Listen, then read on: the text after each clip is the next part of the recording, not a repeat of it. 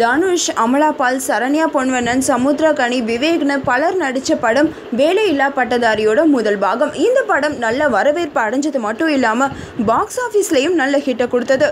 இந்த படத்துக்கு கிடைச்ச வரவேற்புனால இந்த படத்தோட 2ஆம் பாகத்தையும் எடுக்க முடிவு செஞ்சாங்க இந்த படக்குழு.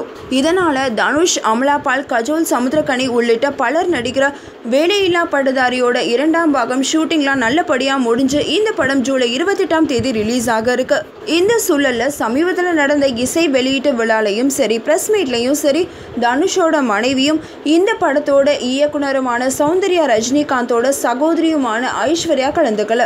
இதனால சௌந்தர்யாவுக்கும் ஐஸ்வர்யாவுக்கும் ஏதாவது பிரச்சனையா, இல்லை தனுஷ்க்கும் ஐஸ்வர்யாவுக்கும் ஏதாவது பிரச்சனையான சந்தேகம் எல்லாத்துக்குமே வந்தது. அது காரணமாக பல கேள்விகளும் எழுந்தது.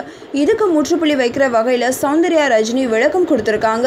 அந்த விளக்கத்தில் எங்களோட ஒவ்வொரு வேலையுமே அக்கா கவனிச்சுட்டு தான் இருக்காங்க. அவங்க எங்களை வாழ்த்தி அனுப்புறதுனால தான் எங்களால் எனர்ஜெட்டிக்காக வேலை செய்ய முடியுது. அவங்க இப்போ 2 படங்களோட திரைக்கதையில் ரொம்பவே பிஸியாக இருக்காங்க.